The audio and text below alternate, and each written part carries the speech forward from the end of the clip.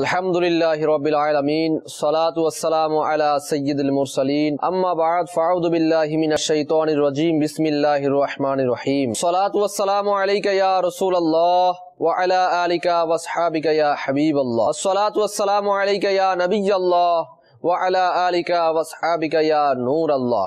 মাদানী চ্যানেলের দর্শকবৃন্দ, ধারাবাহিক অনুষ্ঠান বাতানি রোগ ও তার চিকিৎসার মধ্যে আরো একবার জানাই স্বাগত।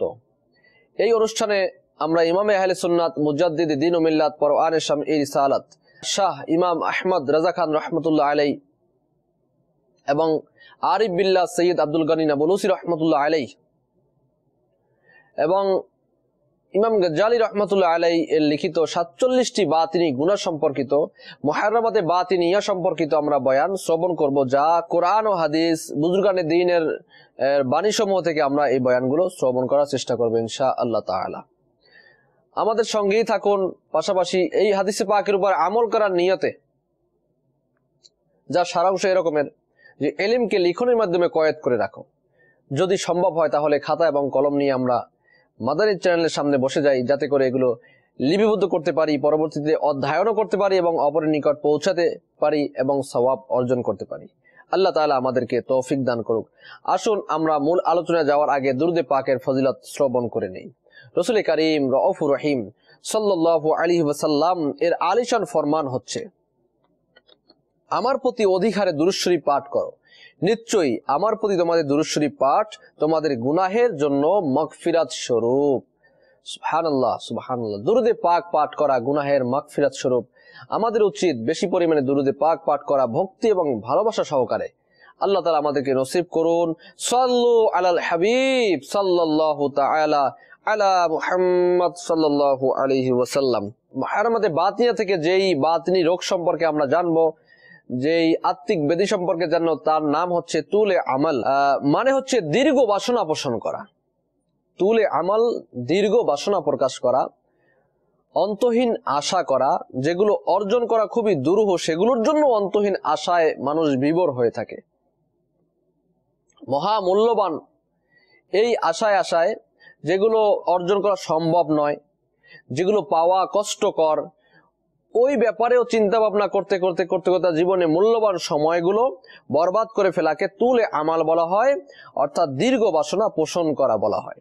যেমন আল্লাহ তাবারক ওয়া তাআলা তার পবিত্র কালামুল্লাহ শরীফের 14 পারা সূরা আল হিজর এর 3 নম্বর আয়াতের মধ্যে ইরশাদ ফরমান, যার বঙ্গানুবাদের মধ্যে আলা হযরত ইমামে আহলে সুন্নাত মুজাদ্দিদ দ্বীন ও মিল্লাত পরওয়ানে শামঈ রিসালাত ইমাম আহমদ রাজা খান রহমতুল্লাহ আলাইহি তার বিশ্ববিখ্যাত কোরআনের তরজমা কানজুল ঈমানের মধ্যে এভাবে তরজমা করেন, এভাবে অনুবাদ করেন যে তাদেরকে ছাড়ুন, খেতে থাকুক এবং ভোগ করতে থাকুক, আর আশা আকাঙ্ক্ষা তাদেরকে খেলাধুলায় মগ্ন রাখুক, অথবা শিগগিরই তারা জানতে পারবে।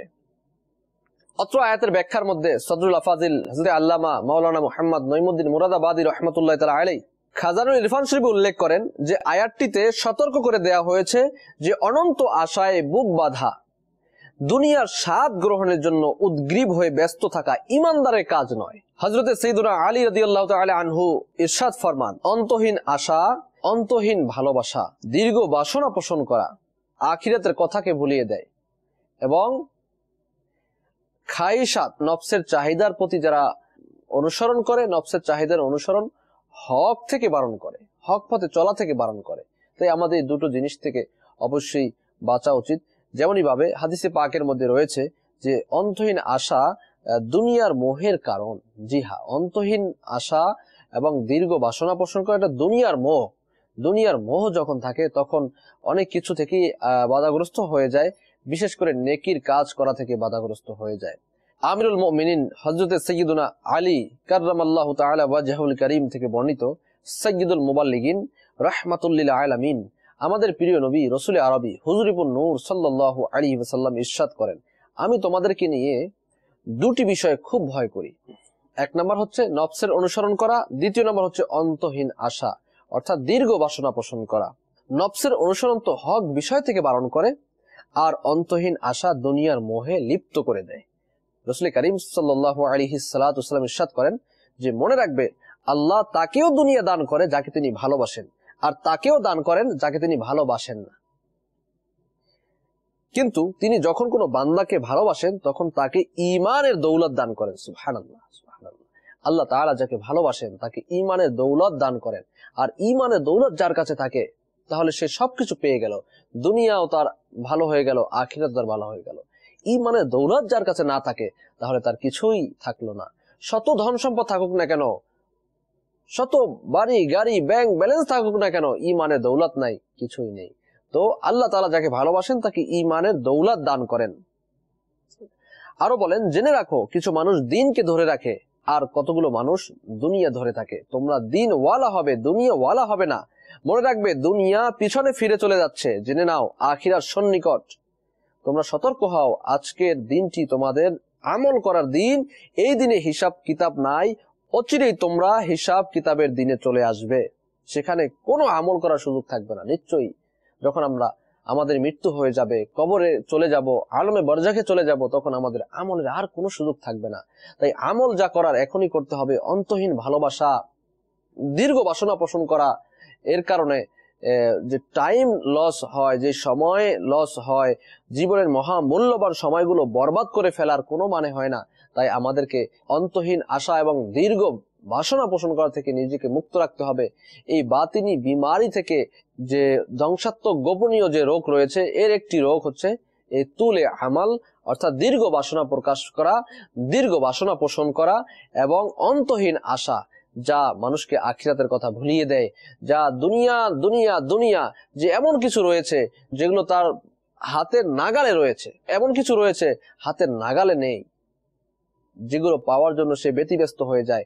এই চিন্তায় বিভোর থাকে, রাত দিন 24 ঘন্টা সেই চিন্তায় বিভোর থাকে এবং জীবনের মহা মূল্যবান সময়গুলো বরবাদ করে দেয়। নিশ্চয়ই এটা কোনো বিবেকবান এবং বুদ্ধিমানের কাজ নয়।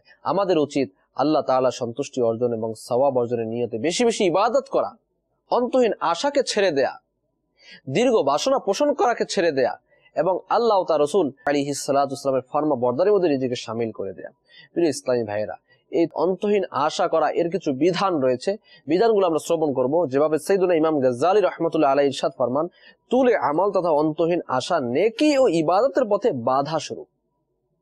তাছাড়া যে কোনো ধরনের ফিতনা ও অনিষ্টতার কারণ অন্তহীন আশায় বিভোর হয়ে যাওয়া একটি দুরারোগ্য ব্যাধি, যা মানুষকে আরো অনেক অনেক রোগের শিকার করায়, অনেক অনেক রোগ বাড়িয়ে দেয়। তো প্রিয় ইসলামী ভাইয়েরা, মনে রাখবেন যে যে কোনো জিনিসই আমরা যদি করতে চাই তো সেটা আমাদের হাতের নাগালে থাকতে হবে, তখন এটা নিয়ে আশা করা, ভরসা করা এটা বুঝে আসে। কিন্তু এমন কিছু আছে যে এটা কখনো সম্ভবই না, আমার থেকে হচ্ছে না, মানে আমার বর্তমান প্রেক্ষাপট এবং আমার বর্তমান অবস্থান দেখে বোঝা যায় যে এটা হাসিল করার কোনো উপায় আমার কাছে নেই। তারপরেও এটা নিয়ে বারবার চিন্তা করা, অনেক বাসনা করা, এটা হচ্ছে এই যে মূল্যবান সময়গুলো বরবাদ করে দেওয়ার শামিল। যেমনই ভাবে হযরত সাইয়্যিদুনা আবু বকর কুরাইশি রাহমাতুল্লাহ ফরমাচ্ছেন যে আমি সাইয়্যিদুনা আব্বাদ ইবনে আব্বাদ মুহাল্লাবি রাহমাতুল্লাহ আলাইহি ইরশাদ করতে শুনেছি যে বসরার বাদশাদের মধ্যে হতে কোন এক বাদশা রাজত্বকে সাধুবাদ জানিয়ে রাজত্বকে ছেড়ে দিয়ে তাকওয়া ও পরহেজগারির পথ গ্রহণ করেন। সুবহানাল্লাহ। কিন্তু পরে আবারও রাজত্বের দিকে ফিরে আসেন, দুনিয়ার আয়েশি ও রাজকীয় জীবন ভোগ করতে আরম্ভ করলেন। তিনি এক শানদার মহল তৈরি করলেন, তাতে উন্নত জাতের কার্পেট বিছালেন, বিভিন্ন ধরনের দামি দামি দুর্লভ আসবাবপত্র ইত্যাদি দ্বারা সেটি সজ্জিত করলেন। একটি কক্ষ মেহমানদের জন্য খাস করে দিলেন, সেখানে উন্নত জাতের কার্পেট বিছালেন, বিছানা বিছালেন, হরেক রকমের খানা পিনার ব্যবস্থা থাকতো। বাদশাহ সবাইকে রাখতেন ওখানে, আর তারাও তার আজিমুস শান মহল ও শান শওকত দেখে প্রশংসা তারিফ ও তোষামত করে বিদায় নিত। বাদশাহ দরবার থেকে তোষামত করে, তারিফ করে, প্রশংসা করে, তোষামত করে বিদায় নিত। এভাবে অনেক দিন চলল। বাদশাহ পূর্ণাঙ্গ ভাবেই দুনিয়ার রং তামাশায় বিভোর ছিলেন।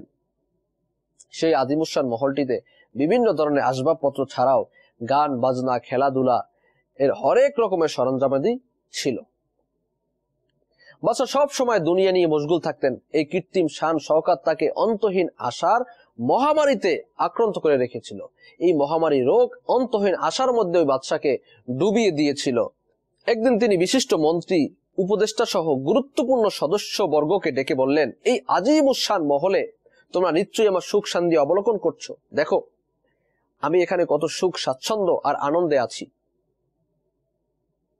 আমার ইচ্ছা আমার সব পুত্র সন্তানদের জন্য এমনই রূপ আজিমুস-শান মহল নির্মাণ করব। তোমরা কিছু দিনের জন্য আমার এখানে থাকো, আয়েশি জীবন কাটাও, আর এই ধরনের আরো কতগুলো মহল তৈরিতে আমাকে ফলদায়ক পরামর্শ দাও, আমি যেন আমার সন্তানদের জন্য উন্নত ধরনের মহল তৈরি করতে পারি। অতএব তারা সবাই বাদশার সাথে সেখানে থাকতে লাগলো। রাত দিন খেলাধুলা আর আনন্দ বিনোদনে পড়ে থাকতো, আর বাদশাকে পরামর্শ দিত, এভাবে এভাবে এভাবে আপনি মহল তৈরি করুন, মহল সাজাবার জন্য এই এই জিনিস আনিয়ে নিন, অমুক প্রকৌশলী দিয়ে আপনি কাজ করান। মোট কথা প্রতিদিন এভাবে পরামর্শ দেয়া হতো, আর আজিমুস-শান মহল তৈরির জন্য সব ধরনের চিন্তা ভাবনা করা হতো। এক রাতে তারা সবাই খেলাধুলায় রত ছিল। এমন সময় মহলটির এক দিক হতে গাইবী একটি আওয়াজ, গাইবী একটি শব্দ সবাইকে চমকে দিল। শব্দটি কিছুটা এরকম ছিল, হে নিজেদের মৃত্যুর কথা ভুলে গিয়ে ইমারত নির্মাণকারীরা, অন্তহীন আশা বাদ দাও, কেননা মরণ লিখা হয়ে গেছে। তোমরা নিজেরা হাসো অথবা অন্যদের হাসাও, মৃত্যু কিন্তু সবার ঘাড়ে চেপে বসে আছে। যারা অন্তহীন আশায় বুক বেঁধে আছো তাদের সামনে দাঁড়িয়ে আছে। এমন ইমারত কখনো বানাতে যেও না যেটিতে তোমরা থাকতে পারবে না। তোমরা বরং ইবাদত রিয়াদতের পথই অবলম্বন করো, তাতেই তোমাদের গুনাহ মাফ হয়ে যাবে। দিলা গাফিল না হো একদম, ये दुनिया छोड़ जाना है, बगीचे छोड़कर खाली जमीन अंदर समाना है। तो अपनी मौत को मत भूल कर समन चलने का, जमी की खक पर सोना है ईंटों का सरहाना है। जहां के सगल में सागिल खुदा के जिक्र से गाफिल, करे दावा के ये दुनिया मेरा दाइम ठिकाना है। गुलाम एकदम ना कर गाफिल, हयाती पर ना हो गुर्रा, खुदा की याद कर हरदम, ये जिसने काम आना है। प्रिय इस्लामी भाइয়েরা এবং মাদানী চ্যানেলের দর্শক বৃন্দ, গাইবী আওয়াজটি বাদশাহ সহ সব সাথীদেরকে ভীতু করে তুলল। বাদশাহ সাথীদের বললেন, যেই গাইবী আওয়াজ, অদৃশ্য আওয়াজটি আমি শুনতে পেরেছি, তোমরাও কি তা শুনতে পেরেছ? সবাই সমস্বরে বলল, জি হ্যাঁ, আমরাও শুনেছি। বাদশাহ বললেন, আমি যা অনুভব করছি তোমরাও কি তা অনুভব করছো? সবাই জিজ্ঞাসা করলেন, জাহাপনা আপনি কি অনুভব করছেন? বাদশাহ বললেন, আমি মনের মধ্যে একটি বোঝা অনুভব করছি, আমার মনে হয় এটি আমার মৃত্যুর পয়গাম। তারা বলল, অমন কিছু না, আল্লাহ আপনার হায়াত দারাজ করুন, আপনার উজ্জ্বল জীবন বলবৎ রাখুন, আপনি দুশ্চিন্তা করবেন না। বাদশাহ তাদের কথায় কান দিলেন না। তার মনে ভীষণ ধরনের চোট লেগে গিয়েছিল। গাইবী আওয়াজটি তার সব আয়েশকে শেষ করে দিয়েছিল। তিনি কেঁদে কেঁদে বললেন, তোমরা হলে আমার সেরা বন্ধু, সেরা ভাই, তোমরা কি আমার জন্য কিছু করতে পারো? সবাই বলল, আলী যা জো হুকুম জাহাপানা, আপনি যা বলবেন তাই হয়ে থাকবে। বাদশাহ মদের সব পাত্র ভেঙে দিলেন। তারপর মহান আল্লাহর দরবারে ফরিয়াদ করতে লাগলেন, হে আমার পরওয়ারদিগার, এখানে যারা উপস্থিত রয়েছে তাদেরকে এবং তোমাকে সাক্ষী রেখে আমি তোমার দরবারে ফিরে এলাম। আমার সকল গুনাহ এবং বাড়াবাড়ির কারণ অনুশোচিত হয়ে তোমার দরবারে তওবা করছি। হে আমার স্রষ্টা, তুমি যদি আর কিছুদিনের জন্য আমাকে দুনিয়া রাখতে চাও তাহলে আমাকে চিরস্থায়ী ইবাদত বন্দেগী ও ফরমাবরদারির উপর রাখো। আর যদি মৃত্যু দেবার ইচ্ছা করো তাহলে তুমি আমার উপর বিশেষ করুণা করো, এমন করুণা করো যা দ্বারা আমার গুনাহ মাফ হয়ে যায়। বাদশাহ এভাবে দোয়ায় রত হয়ে থাকলেন। এদিকে তার ব্যথা বাড়তে লাগলো। তখন তিনি এই কথাগুলো বারবার বলতে লাগলেন, আল্লাহর কসম মৃত্যু, হায় মৃত্যু, আল্লাহর কসম মৃত্যু, আল মউত, আল মউত, আল মউত। এই কথাগুলো তার জিহ্বা দিয়ে বারবার উচ্চারিত হতে লাগলো। এমন সময়ে তার রূহ উড়ে গেল। সমসাময়িক যুগের আলিমরা বলতে থাকতেন, এই বাদশাটির খাতিমা অর্থাৎ মউত, মৃত্যু তওবার উপরই হয়েছিল। প্রিয় ইসলামী ভাইয়েরা এবং মাদানী চ্যানেলের দর্শক বৃন্দ, যদিও অন্তহীন আশা এক ধরনের দুরারোগ্য ব্যাধি, তবু যে কোনো রোগেরই কয়েকটি কারণ থাকে। সেই কারণগুলো যদি শেষ করা যায় তাহলে রোগটি হতেও বাঁচা যায়।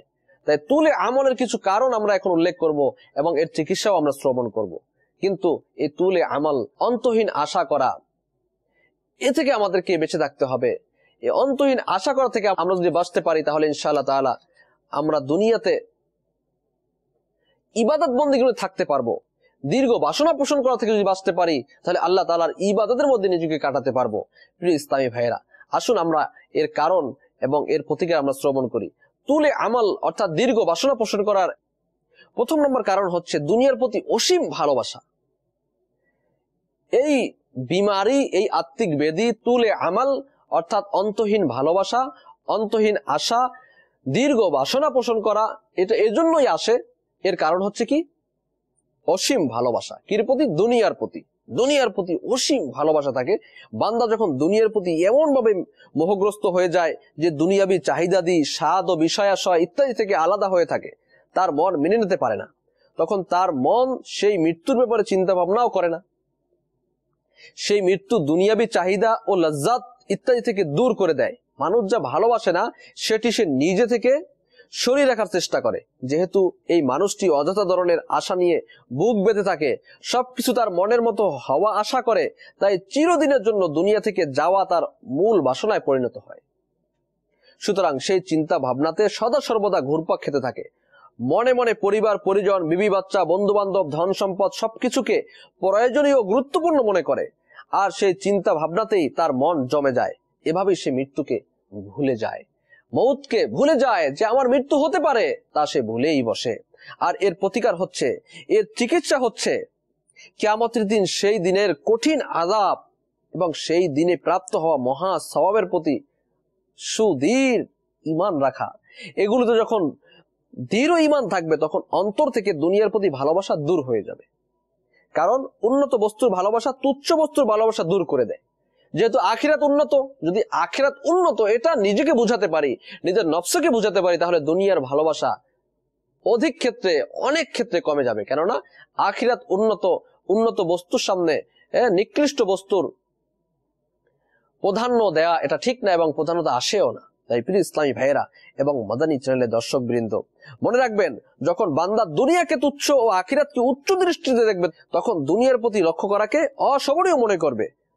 তাকে পূর্ব পশ্চিমের বাদশাহীও দান করা হোক না কেন, সে কোনোভাবেই দুনিয়াকে নিয়ে খুশি হবে না, দুনিয়াকে নিয়ে খুশি হতে পারে না, এবং তার অন্তরে দুনিয়ার শেকড় করতে পারবে না। কারণ তার মনের ভেতরে তো আখিরাতের ঈমান পাকা হয়ে গেছে, যে আখিরাত বড়, আখিরাত উচ্চ, আখিরাতের লজ্জাত, আখিরাতের সুখ, আখিরাতের শান্তি, জান্নাতে থাকা, আল্লাহ তার রাসূল সাল্লাল্লাহু আলাইহি ওয়াসাল্লামের প্রতিবেশী হওয়া। সুবহানাল্লাহ, সুবহানাল্লাহ। ঈমান যখন পাকা হয়ে যাবে, তখন এই দুনিয়া দিল থেকে দূর হয়ে যাবে, দুনিয়ার মায়া মমতা দিল থেকে দূর হয়ে যাবে। আল্লাহর দরবারে ফরিয়াদ করি, তিনি যেন আমাদের দৃষ্টিতে দুনিয়াকে সেরূপ দেখান যেরূপ তার নেককার বান্দাদেরকে দেখিয়েছেন। প্রিয় ইসলামী ভাইয়েরা এবং মাদানী চ্যানেলের দর্শক বৃন্দ, দীর্ঘ বাসনা পোষণ করা, অন্তহীন আশা করা, এর দ্বিতীয় কারণ অজ্ঞতা ও মূর্খতা। জি হ্যাঁ, মূর্খতা ও অজ্ঞতা এমনও রয়েছে যে মানুষ তার যৌবনের উপর ভরসা করে, এই কথা মনে করে বসে যে যৌবনে তার মৃত্যু হবে না। আমাদের চিন্তা এরকম হয়ে গেছে, যারা যুবক, তারা নওজোয়ান, যে আমরা মৃত্যুবরণ করব না।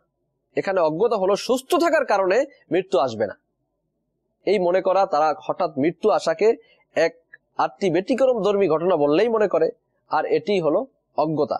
আমরা কি দেখি না হসপিটালের মধ্যে, আমরা কি দেখি না গাড়ি অ্যাক্সিডেন্টে, আমরা কি দেখি না যে পেপার পত্রিকার মধ্যে কিভাবে মৃত্যুর কথা চলে আসে। কক্সবাজারে গিয়েছে, কুয়াকাটায় গিয়েছে, সমুদ্র সৈকতে, ওখানে বাস চলে গেছে, বিরুদ্ধ যায় নাই, নওজোয়ান গিয়েছে। এই নওজোয়ান অবস্থায় আমাদের দিল চেতনা, আমাদের চিন্তা কোথায় চলে গেল, যে আমরা আমাদেরকে নিজেকে ধরে রাখতে পারি না। আমরা যৌবনের উপর ভরসা করি যে যৌবনে মৃত্যু হবে না, তো যৌবনে মৃত্যু হওয়ার সম্ভাবনা বেশি। আমরা অহরহ দেখছি যে যৌবনে মৃত্যুবরণ হচ্ছে। তো প্রিয় ইসলামী ভাইয়েরা এবং মাদানী চ্যানেলের দর্শক বৃন্দ, এভাবে করে আমাদের জেহেন বানানো, অন্যরা যেভাবে মরে তেমনি রূপে আমিও মরব, অন্যদের যেভাবে মৃত্যু হয় আমারও মৃত্যু হতে পারে, না হওয়ার কোনো কারণ নেই, হতে পারে। মনে রাখবেন, আসার সিরিয়াল রয়েছে, যাওয়ার কোনো সিরিয়াল নেই। মা বেঁচে আছে, সন্তান নেই, দাদা বেঁচে আছে, নাতি নেই, হচ্ছে এরকমের। আপনারাও জানেন, জানার পরেও আমরা কেন এই অন্তহীন আশা, এগুলো নিয়ে আমরা বসে আছি, দীর্ঘ বাসনা কেন পোষণ করি? দুনিয়া থেকে চলে যেতে হবে, আমি যে বাসনা করে, অন্তহীন আশা করে সময়গুলো নষ্ট করছি, কেন করছি? হয়তো আশা করতে করতে আমার মৌত চলে আসবে, আশা করতে করতে একদিন কবরের মধ্যে আমাকে নামিয়ে দেওয়া হবে, তখন আমার অবস্থা কি হবে? না থাকবে আমাল, না থাকবে নেকি, না আমাল, তখন আমরা কোথায় যাব? তো প্লিজ ইসলামী ভাইয়েরা এবং মাদানী চ্যানেলের দর্শক বৃন্দ, আমরা আজকে শুনতে পারলাম তুলে আমাল অর্থাৎ অধিক ভাষণা পোষণ করা, তুলে আমাল দীর্ঘ ভাষণা পোষণ করা, এ থেকে আমাদেরকে বেঁচে থাকতে হবে। অন্তহীন আশায় বুক বাধা থেকে বেঁচে থাকতে হবে। জীবনের মহামূল্যবান সময়গুলো বরবাদ করা যাবে না এবং এই আত্মিক ব্যাধি থেকে নিজেকে বাঁচাতে হবে, আত্মাকে পরিশুদ্ধ করতে হবে। তখন ইনশা আল্লাহ আজ্জা ওয়াজাল, ইনশা আল্লাহ আজ্জা ওয়াজাল আমরা আল্লাহ ও তার রাসূল সাল্লাল্লাহু আলাইহি সাল্লামের ফরমা বরদারের মধ্যে নিজেকে কাটাতে পারবো, ইবাদত এর মধ্যে কাটাতে পারবো। দুনিয়ার ভালোবাসা দিলের মধ্যে আসবে না, আখিরাতকে আমরা সম্মানের চোখে দেখতে পারবো যে আখিরাতে যেতে হবে, আর দুনিয়াকে আমরা আখিরাতের শস্য ক্ষেত্র হিসেবে আমরা মেনে নিতে পারবো। এবং এখানে ইবাদতের মাধ্যমে আমরা ফসল ফলাবো এবং চোখের পানি দিয়ে তাতে সেচ দিব, ফসল কাটবো নেকি দিয়ে, নেকি পাওয়ার মাধ্যমে আমরা ফসল কাটবো। আর এই ফসল নিয়ে যখন আমরা কবরে যাব, ইনশাআল্লাহ আজ্জা ওয়াজাল কবর আলোকিত হবে, অন্ধকার কবর আলোকিত হবে। আমাদের কবরে রাসূল কারীম আলাইহিস সালাতু জলওয়া মুবারক তাশরীফ আনবেন। আমরা কবর, হাসর, পুলসিরাত পার হয়ে ইনশাআল্লাহ জান্নাতে থাকতে পারবো। আল্লাহ তাআলা আমাদেরকে এই তুলে আমাল, দীর্ঘ বাসনা পোষণ করা থেকে মুক্তি দান করুক। দুনিয়ার ভালোবাসা থেকে আমাদেরকে, আমাদের দিলকে, আমাদের শরীরকে, আমাদের মনকে বাঁচিয়ে রাখুন। আমিন বিজাহি নবিয়িল আমিন সাল্লাল্লাহু আলাইহি ওয়াসাল্লাম। আগামী পর্বে আমরা অন্য আরো একটি বাতিনি বিমারি সম্পর্কে আলোচনা করব, বাতিনি রোগ ও তার চিকিৎসা সম্পর্কে আলোচনা করব। আল্লাহ তাআলা আমাদেরকে সেই পর্যন্ত বাঁচিয়ে রাখুন, সেই দোয়া করি। আমাদের সঙ্গেই থাকুন আর মাদানী চ্যানেল দেখতে থাকুন। সাল্লু আলাল হাবিব সাল্লাল্লাহু তাআলা আলা মুহাম্মদ সাল্লাল্লাহু আলাইহি ওয়াসাল্লাম।